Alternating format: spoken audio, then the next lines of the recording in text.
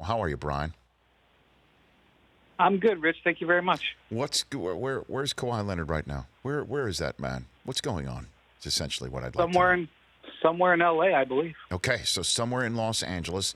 Best we know are all. Has he met with all three teams that are in this mix? I don't think I can't say for sure.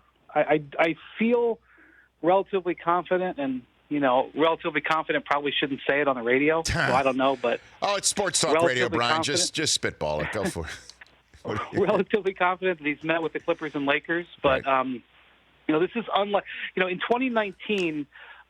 There's a pretty standard free flow of information that comes out on free agency. Like if you went back and looked at the way free agency was reported on as recently as like 2013 or 14, we didn't have stuff like this. Sometimes a player would sign and we wouldn't know the contract numbers for 2-3 days. There was like several different levels. Now, part of it is there's just great reporting on it. Adrian Wojnarowski, he's one of the best sports reporters in the history of the genre. But part of it is it's become kind of standard for things to become public. Well, this is a throwback operation. And I know it's extremely frustrating for fans, but remember, we waited 9 days for LeBron James back in 2010. We waited when Kevin Durant went to Golden State. We waited till July 4th. So this is not what we've gotten used to over the last few years, but it's not that unusual in sort of more old school terms. And if you look at the way Kawhi does business, he's kind of an old school guy. So this is just the way it is. I know people are on the edge of their seat, but that's kind of makes it more fun, I think. No, I agree with that. I'm fine waiting. And certainly as somebody who does this gig for a living, Brian, I wouldn't mind if he waits till next week. I mean, I got 5 shows next week. It would be great to have him announce next week. When does NFL training camp start? We got some time here. Let's see. I actually have that list right here in front of me. I believe the first camp to open, Arizona and Baltimore on the 17th. So we've got some time to kill. That's when my summer starts.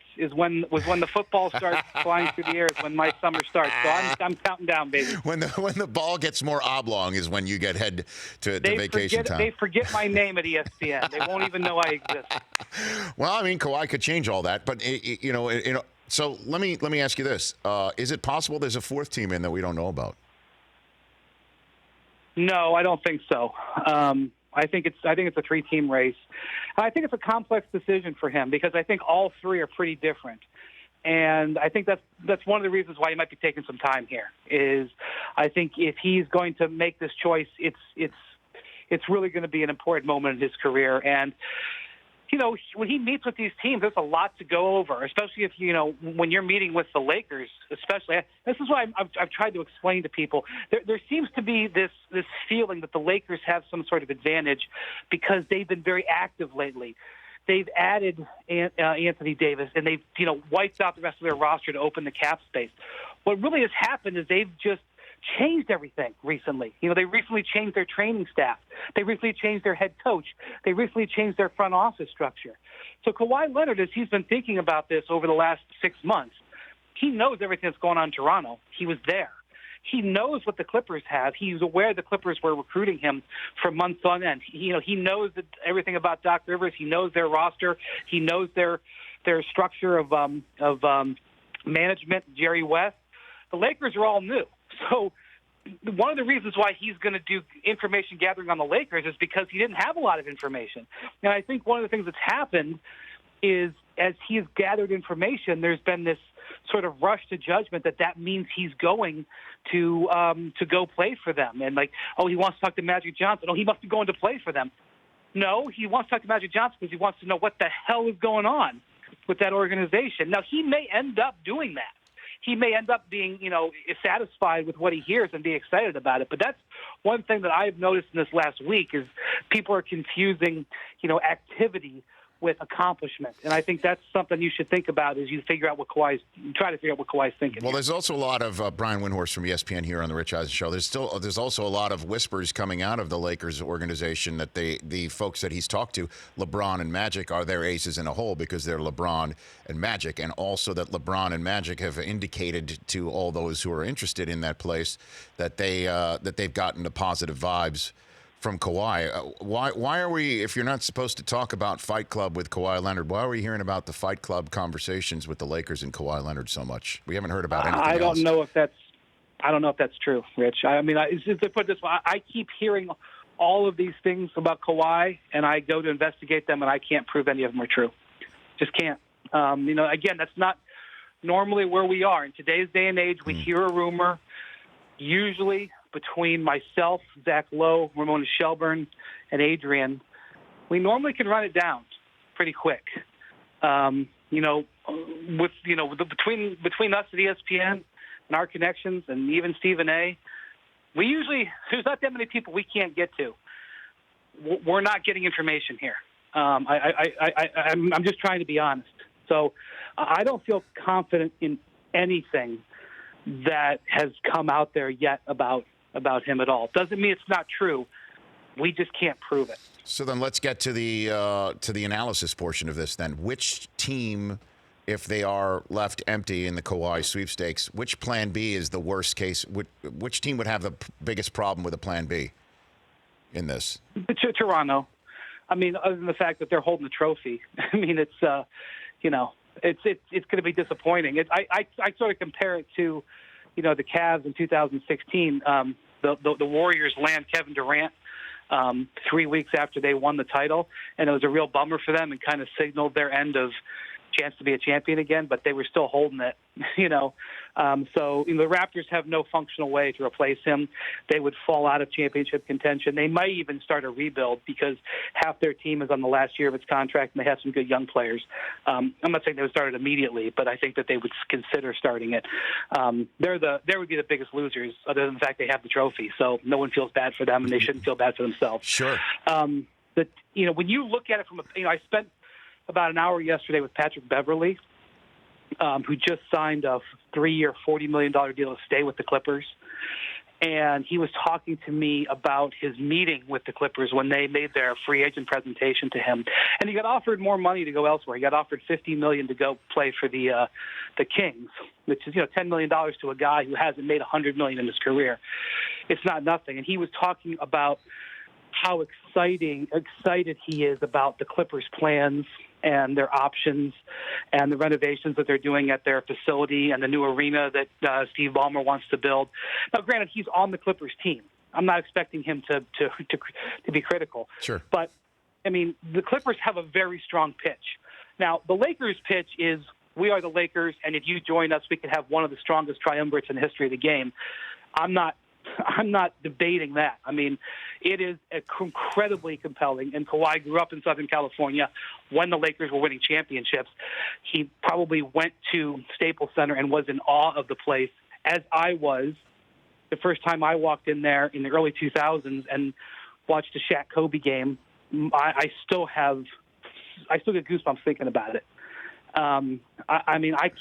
If he chooses the Lakers, I would understand. I wouldn't take any explanation from me whatsoever. I get it.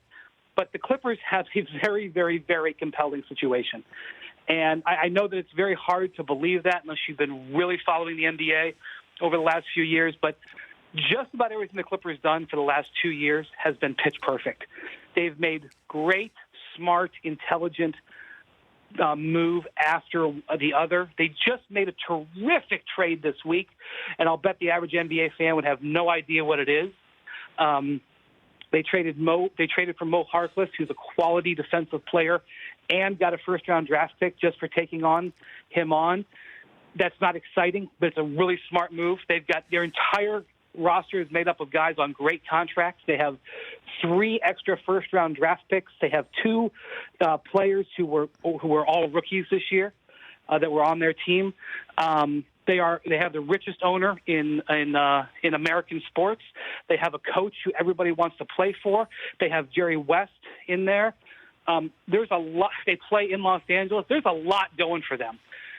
In a vacuum, if Kawhi was picking the best organization, I think the Clippers would have a really compelling case. Brian, I am so lockstep with you on that, because I would kind of need, however, an explanation. Not that I would receive it or demand it, but I'd like to know why Kawhi would after what he just did in Toronto and understanding what came his way, if he does care at all about the accolades, of going to a spot and making it his own and putting his stamp on a spot that needed a stamp in the most desperate way, that he would then go ahead and join a spot with two remarkable players and talents and personality, and obviously LeBron, why he would go ahead and do that and be part of a triumvirate as opposed to his own thing.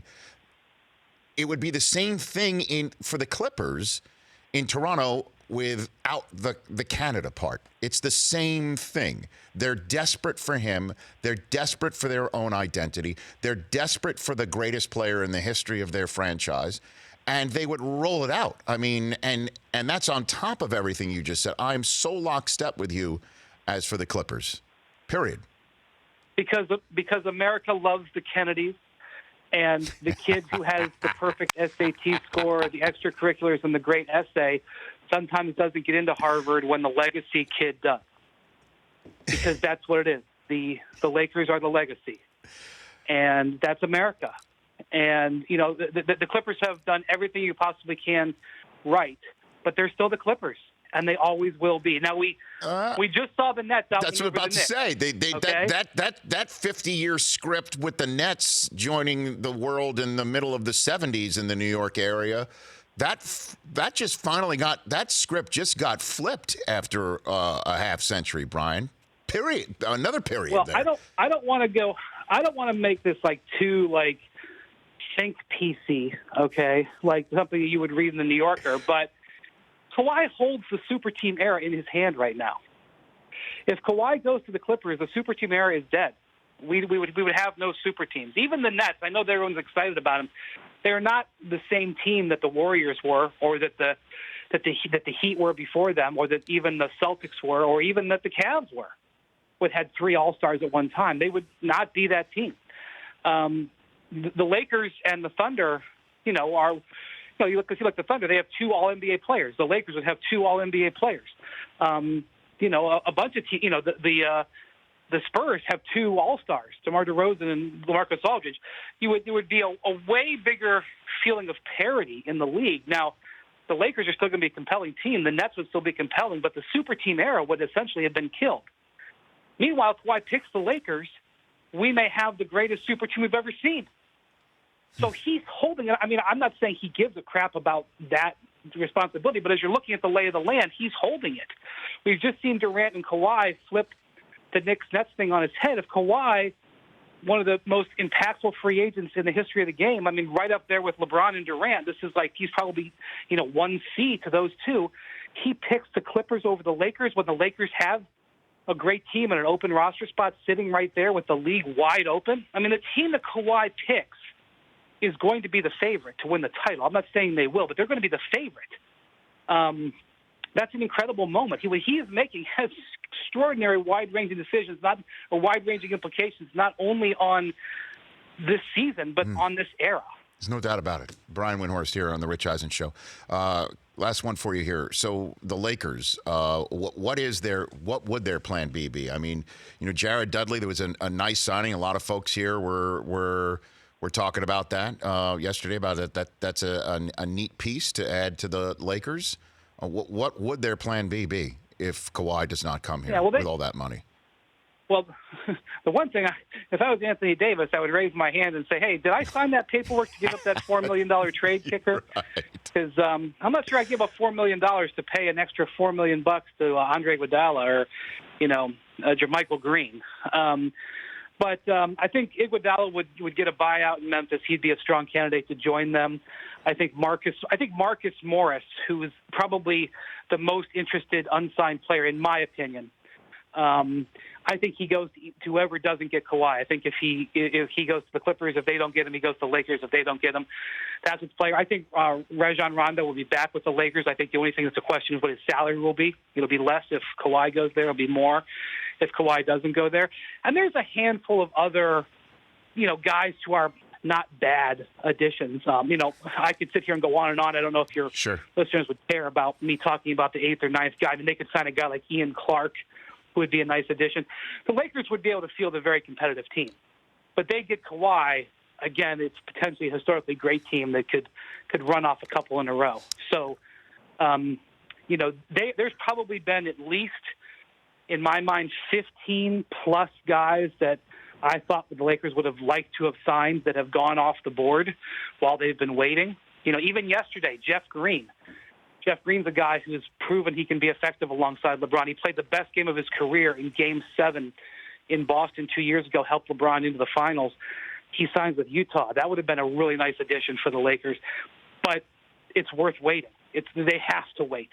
They have to let these things go. All these other players, are somewhat replaceable. Kawhi is not. Brian, you're the man. Thanks once again. Love it. Love our chats. And before the ball gets oblong, I'll get you on one more time and then send you off to your vacation before I bother you one more time. All right. Thanks for the Enjoy call. your holiday. Thanks, you too. That's Brian Windhorst at Windhorst ESPN. For more of The Rich Eisen Show, tune to Audience Channel 239 on DirecTV for free on BR Live or download the Rich Eisen Show app.